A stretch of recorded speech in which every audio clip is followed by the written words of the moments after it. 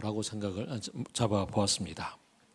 지난번에 이어서 계속되는 말씀이죠. 다윗과 골리앗, 어릴 때 유치부 때부터 시작해서 아니 그보다 더 어릴 때 엄마 품에 안겨서부터 들었던 이야기인데요. 사울 임금이 되고 나서 계속 사무엘하고 갈등을 계속 했잖아요, 그죠?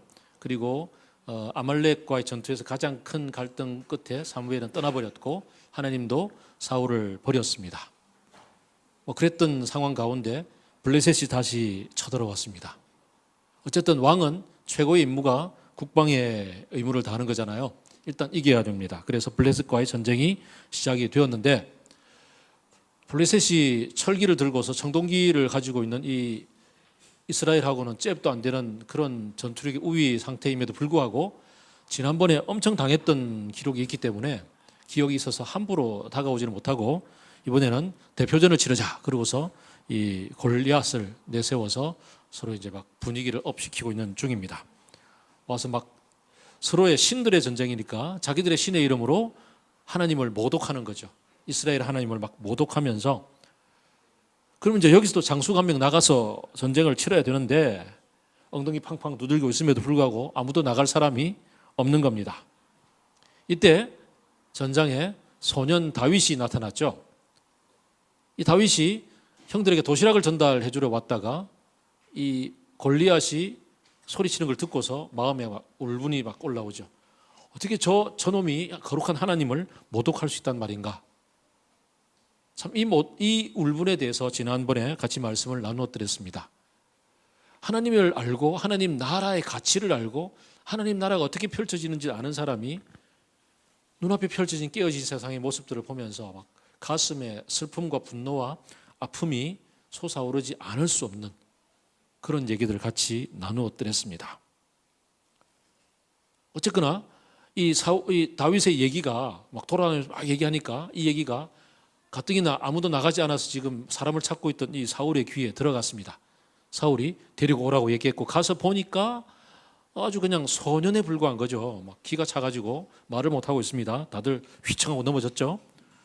이런 상황에서 다윗이 담담하게 얘기합니다. 제가 아버지의 이름으로 아버지의 명으로 이렇게 양들을 치고 있을 때 사자와 곰이 나타나면 이렇게 저렇게 죽였습니다. 내가 호락호락하지 않습니다. 가서 하나님을 모독하는 저놈을 싸워 무찌르겠습니다. 대안이 없는 상태에서 사울은 가라고 얘기를 하죠. 그러면서 무기가 하나도 없으니까 그래도 다윗이 꽤 키는 컸단 말이에요. 용무도 출중하고 그래서 사울하고 좀 삐까삐까했던 것 같아요. 그래서 사울이 자기의 군장을 벗어서 줍니다. 다음 페이지를 보면 군장을 벗어 줬는데 어떻습니까? 빨리 페이지 넘어갔습니다. 입어보니까 어때요? 한 번도 입어본 적이 없는 이 갑옷과 투구잖아요. 이 장수들은 갑옷과 투구 무게만 해도 엄청나거든요. 고대 전쟁은 주로 이렇게 막 무게의 싸움이니까 거기다가 창은 또 얼마나 무거운지 그 외에 관우와 그 다음에 또 관훈장이 들고 있는 이 삼지창하고 그 다음에 또 누구죠? 관우 동생 장비가 들고 있는 거 엄청나게 무겁잖아요. 왕보도 못 듭니다. 들어보니까 안 되는 거죠. 그래서 나 이러고서는 걷지도 못하겠습니다 하고 딱 벗어두고 자기가 평소에 잘 쓰던 물인매와 그 다음에 조약돌 5개를 들고 나서는 겁니다. 이 장면 왜 사람마다 그 인생 속에서 자기의 인생이 어떤 굉장히 이렇게 기로에 섰을 때 이럴 때 하나님의 말씀이 그 깊이 다가오고 그래서 인생의 말씀이 되는 그런 경험이 있잖아요. 사실 저는 이 장면이 제 인생에 아주 중요한 장면이었습니다. 20년 전에 제가 이제 교회를 개척하겠다는 마음을 품고 그 당시에 그 신종 공법이었잖아요. 그 교회를 개척하는 여러 가지 방식 중에 한 공법인 MH 공법이라고 그 맨 땅에 헤딩하는 공법. 그걸로 이제 개척하겠다고 이제 부목사직을 사임하고 딱 나왔는데 주일날 사임하고 월요일날 친구들이 불러서 거제도에 가서 같이 지내면서 묵상을 했는데 시심 그날 본문이 바로 이 본문이었습니다. 그날 아침 묵상을 하는데 맞다. 그동안 나는 내게 맞지 않는 갑옷과 무기를 들고 있었구나. 그동안 10여 년 부교육자로 살면서 나는 내게 익숙하지 않은, 내가 훈련받고 내가 자란, 나와 하나님 사이에서 훈련하고 준비된 것이 아닌 제도 교회가 요구하고 있고 어쨌든 나의 상관인 담임 목사가 요구하고 있는 것들로 열심히 살아왔구나. 이건 내 것이 아니었는데 이제는 내가 이걸 벗어버리고 내가 지금까지 훈련해왔던 하나님과의 만남의 방식, 내가 훈련하며 나를 키워주셨던 하나님이 내게 주셨던 공동체에 대한 비전, 하나님께서 나에게 품게 해주셨던 하나님 나라에 대한 꿈, 이런 걸 가지고 새롭게 교회를 시작할 수 있겠구나. 아무것도 없는데. 사실 진짜 부교육자로 시작했던 그 교회가 분립 개척해 주겠다는 약속을 했음에도 불구하고, 그리고는 갑자기 2년 뒤에 없었던 일로 하자고 팽시키는 통에 아무것도 없이 그냥 완전히 맨 땅에 헤딩하는 방식으로 나왔는데 마음은 너무나 자유로운 거예요. 그만둔 다음 날 하나님 이 말씀을 주실 때, 맞다, 이제는 내 옷을 입고 가자. 나에게 훈련시켜 주신 나의 방식으로 가자. 그 말씀이 아직도 생생합니다. 그때 그 감격이. 거제 앞바다를 바라보면서 그 넓은 바다의 잔잔함 속에서 하나님이 내게 따뜻하게 주셨던 그 위로가, 소망이, 힘이 생각나는 말씀입니다. 이 말씀을 준비하면서도 다시 20년 전이 떠올랐더랬습니다. 사실 그렇습니다. 다음 페이지를 보면 하나님은요, 우리를 그리스도인으로 부르셨을 때 나를 갑자기 뿅 바꾸어가지고 지금까지 내가 살아왔던 삶하고는 전혀 다른 어떤 180도 바뀌어버린 저 멀리 어떤 곳에 뚝딱 던져놓는 그런 분이 결코 아니십니다. 하나님은 내 삶의 정황 속에서 내가 살아오면서 내게 익숙한 것들, 그리고 나의 삶의 문화와 나의 은사와 나의 달란트와 나의 소망과 나의 꿈을 그대로 다 사용하셔서 그걸 가지고서 하나님 나라를 살아갈 수 있도록 그렇게 격려해 주시는 분이라는 사실을 우리는 기억하시기를 바랍니다. 다윗은 사울이 주었던 그 어떤 것들 다 아니었습니다. 전쟁에선 상식적으로 필요한 무기가 그에게는 도움이 되지 않았습니다.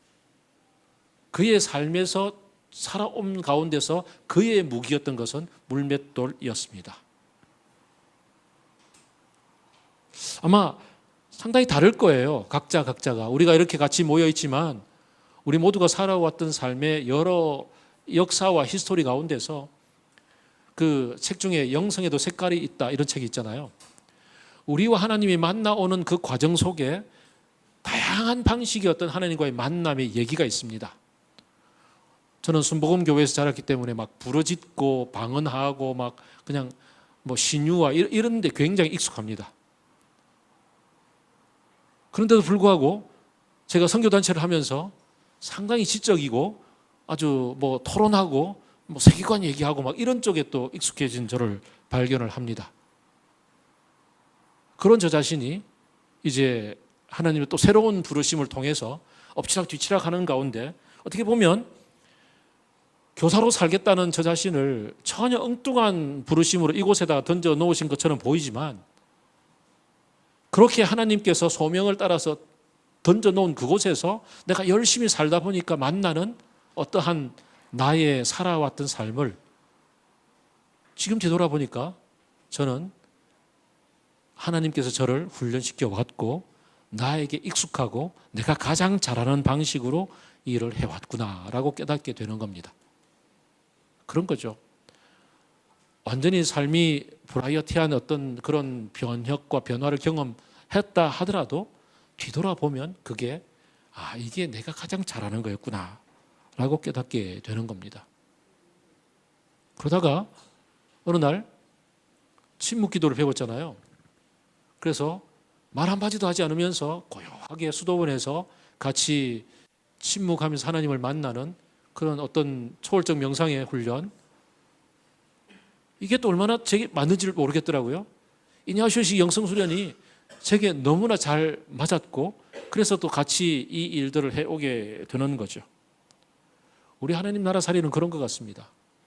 여러분의 장기가 무엇인지, 여러분의 삶의 스토리가 무엇인지에 따라서 하나님은 그걸 사용하시고 그걸 가지고서 그 다음 얘기들을 해 나갈 수 있도록 해 주시는 겁니다.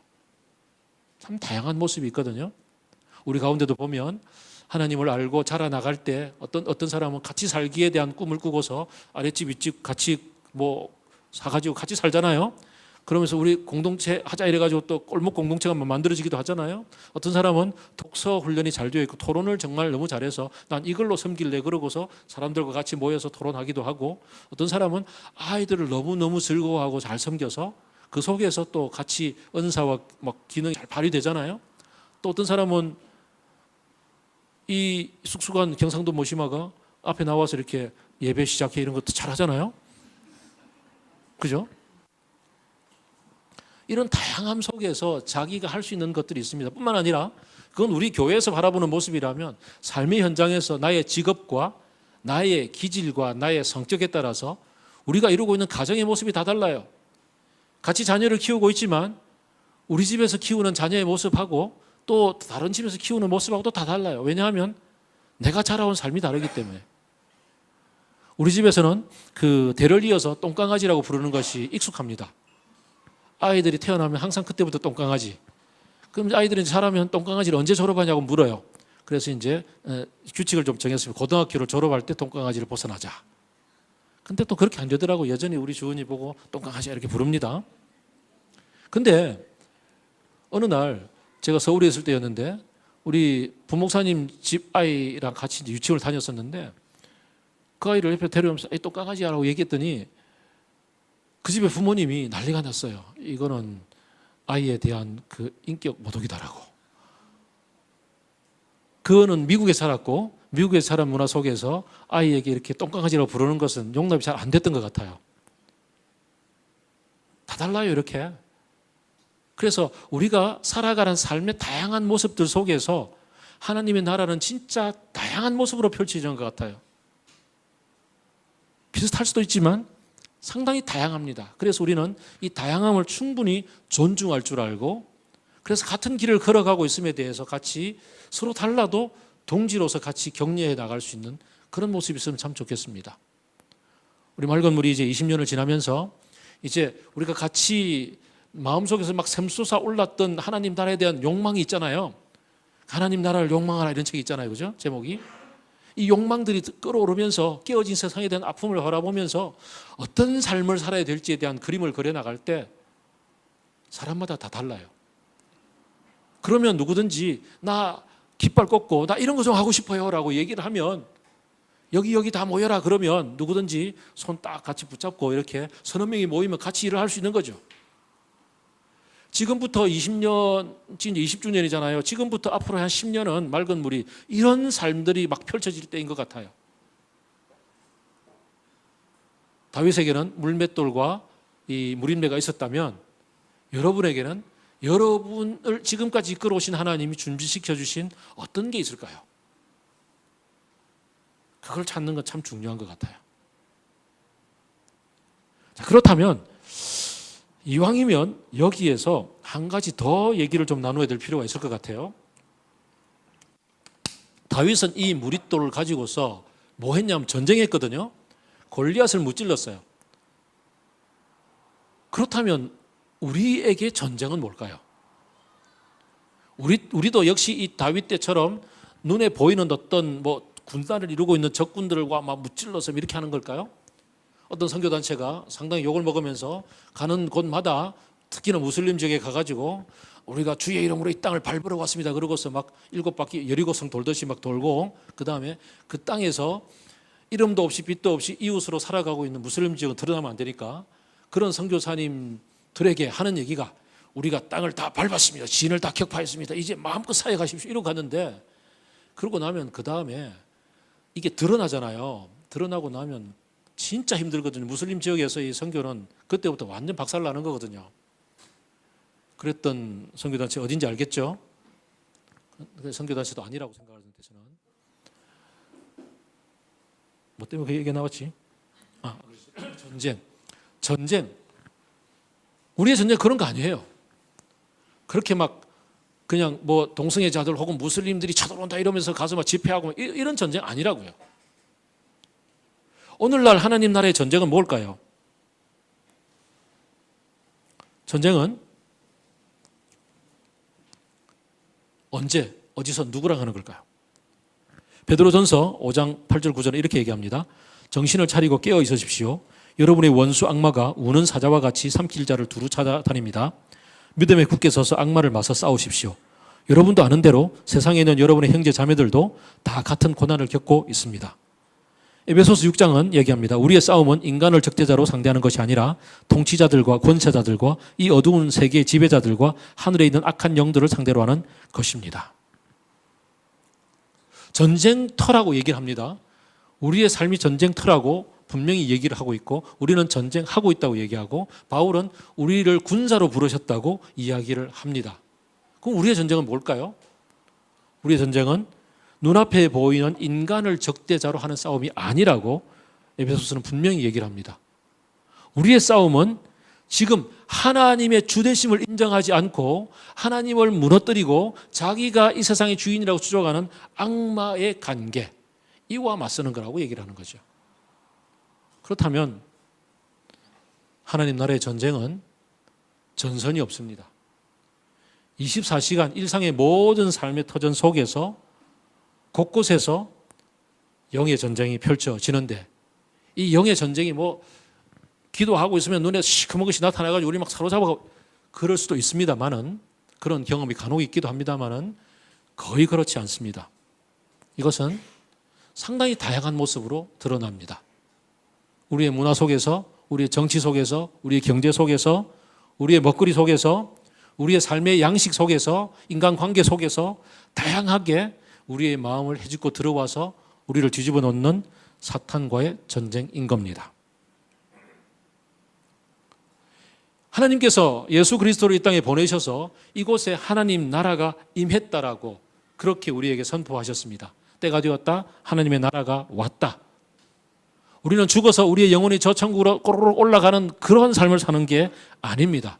예수 그리스도를 통해서 이 땅에 하나님 나라가 이미 임해 있습니다. 그래서 엔티 라이트는 얘기하기를 예수님의 부활은 사람들을 이 땅에서 하늘로 끌어올라가는 것이 아니라 이 땅을 하늘의 삶으로 채우도록 하나님이 새로운 얘기를 펼쳐나가시는 것이다. 우리의 24시간의 삶을 하나님의 이야기로 채우는 겁니다. 그렇다면 우리의 전쟁은 기본적으로 어떻게 해야 될까요? 전쟁을 하려면 훈련된 군사가 필요합니다. 그렇죠?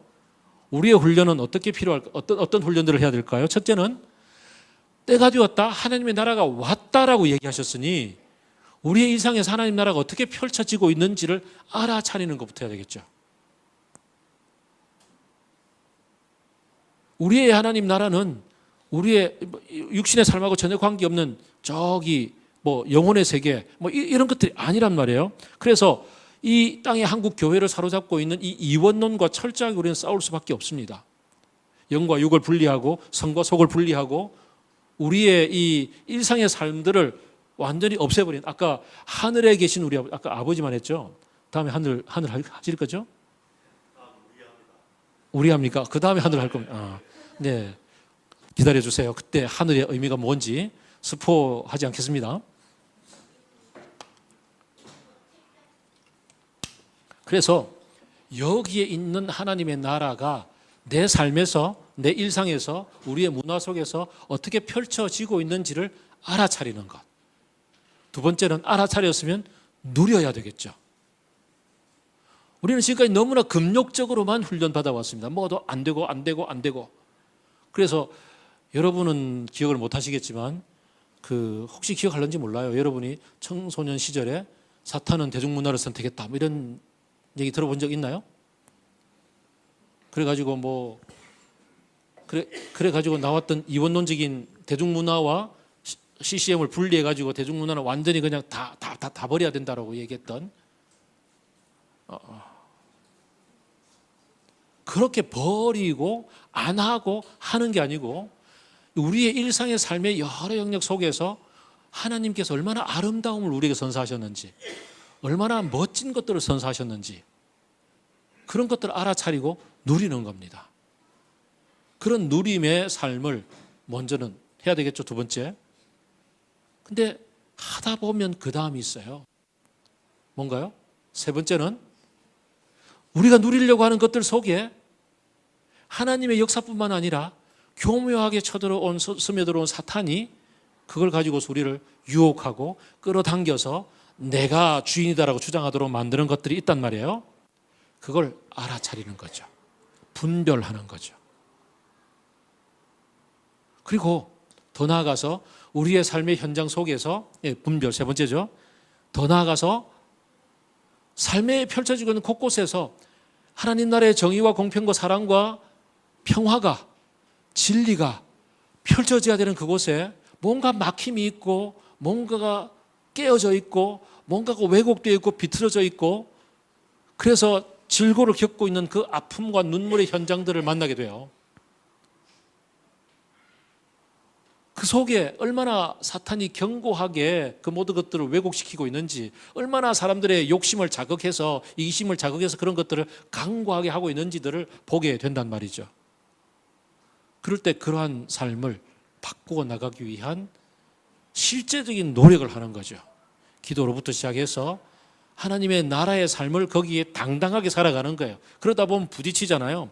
부딪히다 보면은 부딪힘 속에서 때로는 고난과 역경이 있을지라도 하나님의 이름으로 살아가다가 당하는 고난을 기꺼이 즐거움으로 받아들이는 그 다음의 삶이 펼쳐진단 말이에요.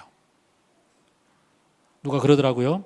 배고픈 사람에게 이렇게 뭔가 동전 하나를 집어주면 참 선하다라고, 정말 멋진 그리스도인이라고 얘기한다고 하는데, 그들의 삶이 왜 그렇게 가난할 수밖에 없는지를 알고 그 삶을 바꾸기 위해서, 구조를 바꾸기 위해서 뛰어들면 사람들은 공산주의자라고 얘기한다고요. 이게 우리가 살아가고 있는 현재 교회의 가장 큰 아픔 중에 하나잖아요. 그런 것마저도 우리는 깨뜨리고 나갈 수 있는, 거기까지 가는 게 우리의 전쟁입니다. 여기서부터 출발해서 어마무시하게 넓은 전쟁터가 우리의 삶에 있는 거예요. 이걸 알아차리고 여기에 내가 준비된 것으로, 하나님이 내게 준비시켜 주신 것으로, 그리고 내가 가장 잘하는 것으로, 내가 가장 관심이 있는 것으로, 내가 가장 기쁘고 즐거운 것들을 찾아서 뛰어드는 겁니다. 근데 뛰어들면 그 다음이 있어요. 다시 앞으로 넘어갑니다. 넘어가면 어디로 갔지? 하나 더. 익숙한 것에서 출발해서, 네, 여기네요. 뛰어들면요, 그 다음이 있어요. 사실 예수님하고 베드로의 관계를 보면 그래요. 베드로가 가장 익숙한 게 뭐겠어요? 베드로는 열심당이에요. 열심당은 그 당시에 그 일제시대로 친다면 무장투쟁하는 항일 의병대라고 생각하면 됩니다. 항일 의병대라고 생각하면 어때요? 무장투쟁하는 게 익숙하잖아요. 가룟 유다도 그랬거든요.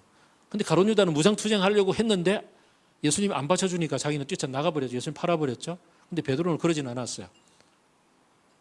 예수님이 잡히던 날 밤에 이 절대절명의 위기를 만났을 때 그에게 익숙한 방식으로 바로 칼 빼들었잖아요. 베드로가. 그리고 말고의 귀를 잘랐습니다. 그때 예수님이 뭐라 그래요? 칼 거둬라. 이건 내 방식이 아니다. 내가 원했더라면 하나님이 12군단이 더 되는 군대를 지금 이 땅에 보내시지 않았겠느냐. 마치 그 옛날 엘리사가 도단성에 둘러싸고 불말과 불병거를 시종에게 보여주었던 것처럼 그렇게 하시지 않겠느냐. 근데 이건 내 방식이 아니다. 베드로는 그 뒤에 자기의 방식과 자기의 기질이 얼마나 예수 그리스도 앞에서 철저히 무너지는지를 3번 부인을 하는 통해서 경험을 했잖아요. 그 다음 부활하신 예수님이 베드로를 찾아오셨죠. 갈릴리 바닷가에서. 그리고는 얘기합니다. 요한의 아들 시몬아, 네가 나를 사랑하느냐? 그렇다면 내 양을 먹여라. 베드로는 그래서 자기의 기질과 자기의 그 평소 훈련된 리더십을 가지고서 초대교회의 가장 중요한 교회의 기초를 닦는 사람이 됐잖아요.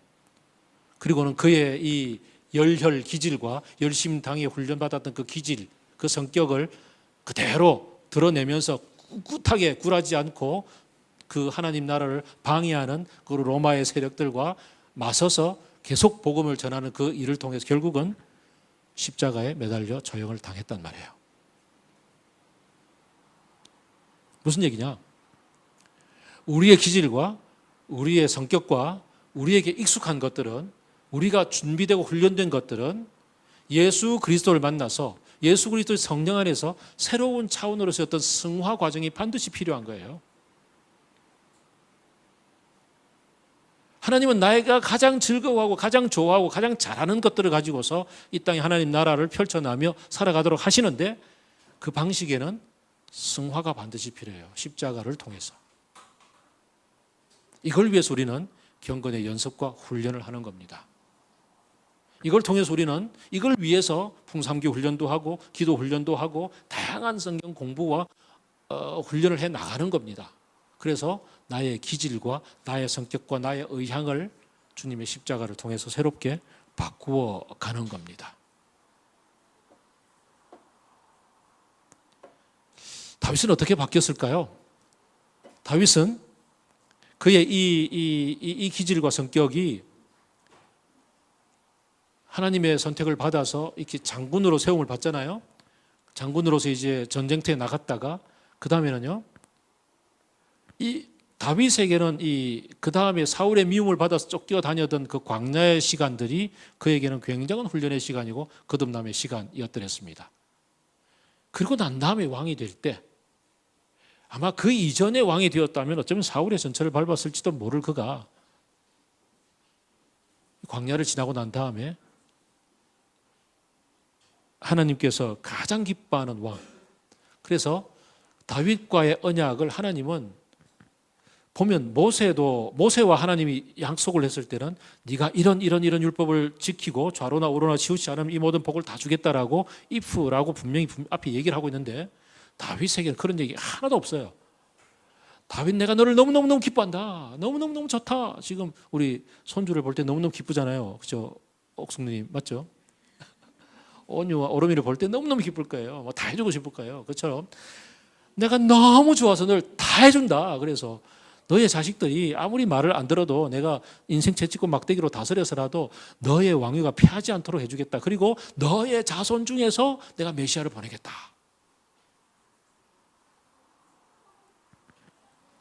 그렇게 왕이 됐던 다윗이에요. 승화의 과정이 반드시 필요하다는 것 기억해 봅니다. 자, 그래서 이제 전투가 벌어집니다. 물맷도 들고 전쟁하러 갔습니다. 골리앗이 보니까 완전히 기가 차잖아요. 칼도 안 들고 나타나서 창도 안 들고 나타나서 막 그러고 있는 그에게 다윗이 달려가며 하는 얘기가 그렇습니다. 너는 칼을 차고 창을 메고 투창을 들고 나에게 나왔지만 나는 네가 모욕하는 이스라엘 군대의 하나님 곧 만군의 주님의 이름을 의지하고 너에게로 나왔다. 주님께서는 칼이나 창 따위로 쓰셔서 구원하시는 것이 아니라 는 것을 여기에 있는 온 무리가 알게 하겠다. 예수님이 베드로에게 했던 얘기랑 참 비슷하죠. 전쟁에서 이기고 지는 것은 주님께 달린 것이다. 주님께서 너희를 모조리 우리 손에 넘겨주실 것이다. 지난번에 함께 같이 묵상했던 말씀하고 똑같습니다. 전쟁은 하나님께 속한 것입니다. 우리는 단지 우리에게 주님께서 주신 이 은사와 달란트와 내게 익숙한 것들을 가지고서 주님께서 그것을 바꾸어 주신 새로운 승화된 그런 나 자신의 삶을 통해서 하나님 나라를 당당히 살아가고 있으면 전쟁은 하나님이 해주시는 겁니다. 하나님이 당신의 이름을 위하여 의의 길로 우리를 인도하시는 겁니다. 그렇게 하나님 나라가 펼쳐지는 겁니다. 한번 우리를 생각을 해볼까요? 우리의 전쟁은 일상의 전 영역이 전쟁입니다. 24시간이 전쟁입니다. 사실 뭐 삶이 전쟁이라는 얘기를 믿는 사람이나 믿지 않는 사람이나 다 합니다만은, 그러나 참 진짜 지독시리도 말 안 듣는 남편, 원수 같은 남편, 진짜 전쟁이다. 어떻게 사냐? 그런 전쟁이 아닙니다. 우리의 전쟁은 그리스도인이 되고 나서 하나님 나라를 알기 때문에 하나님 나라가 어떻게 펼쳐질지 아는 우리의 삶에 깨어진 세상이 다가와서 바라보는 이 하나님의 마음의 아픔, 그 괴로움, 그 눈물, 그 한숨으로 인해서 펼쳐지는 전쟁이며 사탄이 우리를 충동하기 때문에 오는 전쟁인 겁니다. 그리고 그 전쟁 하나님이 하십니다. 그렇다면 나는 나의 삶의 현장에서 어떤 전쟁을 치르고 있을까요? 지금 나는 내가 전쟁을 치르고 있다는 사실을 좀 알아차리고 있는지 모르겠습니다. 이게 하나님 나라의 전쟁이라는 것을 좀 뼈저리게 느끼고 있는지 모르겠습니다. 그리고 그 전쟁 가운데 나는 하나님의 거룩한 분노가 같이 있는지를 한번 물어보고 싶습니다. 마지막으로 이 전쟁을 치르고 있는 나의 주특기는 뭔가? 나는 어떤 삶을 가지고 내가 가장 즐거워 가장 기뻐하고 가장 잘하는 것을 가지고 어떻게 나는 이 전쟁을 치르고 있나? 주님은 그 가운데 승리로 나를 이끌어 주실 줄 믿고 같이 기도하겠습니다.